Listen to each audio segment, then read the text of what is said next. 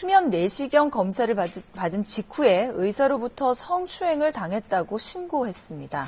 마취가 덜 풀린 상태에서 초음파 검사를 받다가 그랬다는 건데요.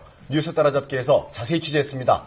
이진성 기자가 나왔습니다. 네, 그런데 이 경찰 조사 결과는 일단 무혐의로 나왔어요. 네, 이 피해자라고 주장하는 이 여성은 네. 의사가 초음파 검사에 쓰는 의료용 젤이 묻은 손으로 자신의 신체 특정 부위를 만졌다 이렇게 주장하고 있습니다.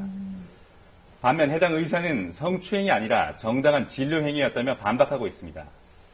경찰은 일단 불기소 의견으로 사건을 검찰에 넘겼는데요. 팽팽하게 맞서고 있는 양측의 입장 들어봤습니다. 예, 어제 광주광역시 한 병원 앞인데요. 48살 김모 씨가 1인 시위를 벌이고 있습니다. 환자들한테 어떻게 그럽니까? 정말 분하고 억울한 마음에 정말 이런 생각까지 하게 된 거. 20일 넘게 1인 시위를 하고 있는 이 여성은 이 병원에서 성추행을 당했다고 주장하고 있는데요. 대체 무슨 일이 있었는지 김 씨의 얘기를 들어봤습니다. 사건은 지난 8월 초 일어났다고 하는데요. 배가 아파 병원에 갔는데 의사가 면담도 없이 내시경 검사를 받게 된 게 발단이었습니다. 위가 아프다고 했어요. 간호사한테 접수할 때. 그러니까 바로 저를 내시경하는 그 검사실로 저를 바로 데리고 가더라고요. 원장 면담도 하지 않았는데 간호사가 혼자 판단으로 김 씨가 의사를 만난 건 내시경 검사가 끝난 직후였다고 하는데요.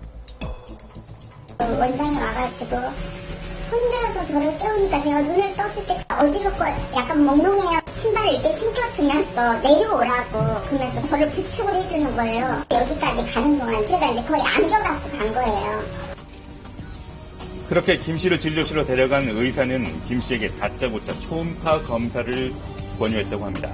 환자의 입장에선 뜬금없는 제안으로 느껴졌다는데요. 뭔가 이상하니까 내가 확인 한번 해봐야 되겠다 이런 마음일 때 하는 건데 근데 당시에는 할 필요가 없었어요. 근데 계속 권하더라고요. 그래서 됐다고 몇 번을 거절하니까 계속 강하게 강요를 하는 거예요. 결국 김 씨는 의사의 권유에 못 이겨 초음파 검사를 받게 됐다고 합니다. 그런데 의사는 초음파용 젤을 바르고 검사를 하는 듯 하더니 신체의 특정 부분을 만지는 등 성추행을 했다는 게 김 씨의 주장입니다. 정말 치욕스러웠어요. 치욕스럽고 수치스럽고 나 아파서 온 환자다고. 근데 왜 이런 이상한 짓을 하느냐. 그러면서 이제 제가 화를 내니까 이뻐서 그랬다. 그러면서 강제로 막 입을 맞추고 이렇게 막 끌어안고 그러는 거예요. 김 씨는 병원에서 나와 곧바로 경찰에 신고했고 경찰은 김 씨의 몸에서 채취한 가건물과 속옷을 국립과학수사연구원에 감정을 의뢰했습니다. 그 결과 속옷에서만 젤 성분이 검출됐고 몸에선 검출이 되지 않았는데요. 그것은 우리가 증거자료는 채택하기는 나라다 캔티 매듭 자국 있잖아요. 그 밴드 부분 그런 부분에서 많이 나왔어요. 검출이 됐어요. 팬티 밑에다 이렇게 젤을 바른 것을 인정을 한다니까요. 의사도.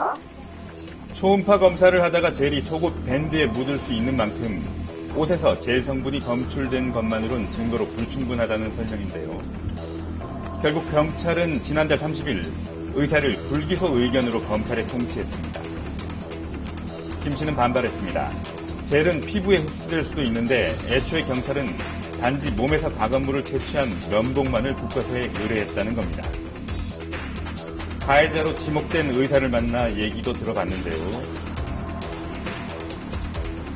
김 씨가 억지를 부리고 있다며 억울함을 호소하고 있습니다.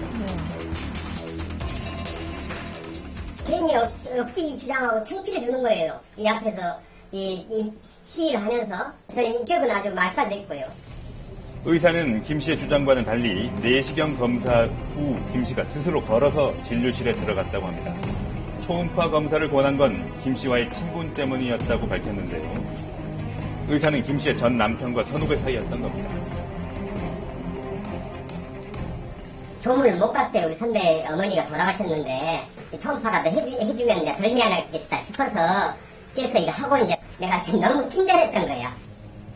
신체 특정 부위를 만졌다는 김 씨의 주장에 대해서는 통증이 있다는 부분을 검사해 준 것뿐이라고 반박했습니다. 초음파는 이제 복부하고요. 이제 유방하고 북상선하고 했고요. 그다음에 이제 항문 농양이 있는가 보려고 이제 뒤쪽에 이제 본 겁니다. 그 꼬리뼈가 옆으로 들어서 계속 아프다니까. 의사는 검찰 조사가 끝나는 대로 김 씨를 명예훼손 혐의로 고소할 예정이라고 합니다. 한편 김 씨는 이른 시위를 하던 중 4년 전 이 의사에게 비슷한 피해를 당했다는 여성의 제보를 받았다고 밝혔습니다. 제보한 여성의 말입니다. 초음파하고 수면 내시경 때 제가 한번 당했어요. 눈물이면 70몇 돼가지고 그때부터 우울증이 좀 제가 왔던 것 같아요. 의사는 이에 대해 사실무근이라는 입장인데요. 시위하면 우리가 또 시위하면 또 다른 피해자가 있으면 그 사람이 나한테 고소를 하고 정당하게 법적 절차를 밟아야 돼요. 4년 동안 자기는 끙끙 나한테 그동안에 한 번도 욕을 않고 그게 사실이라고 생각하세요? 최근 들어 이처럼 진료 과정에서 성추행을 당했다는 주장이 잇따라 제기되고 있는데요. 지난달엔 여중생 3명을 성추행한 혐의로 30대 의사가 불구속 기소됐고 지난 5월엔 수술을 받던 여성이 마취 상태에서 성추행을 당했다며 성형외과 의사를 고소하기도 했습니다. 성범죄 혐의로 검거된 의사는 지난 4년 사이 2배 가까이 늘었습니다. 사건 대부분이 진료실에서 환자와 의사가 둘이 있다가 일어나는 만큼 피해를 당하고도 진실을 가리기는 쉽지 않다고 합니다. 이런 문제를 사전에 막기 위해서는 제도적인 예방책 마련이 시급한데요. 영국처럼 이제 블랙박스를 설치해서 최소한 그 장소에서 무슨 일이 벌어지고 있는 정도는 알 수 있도록 한다거나, 이를테면 미국 같은 경우 침대에 누우면 24시간 녹음과 영상이 같이 촬영이 됩니다.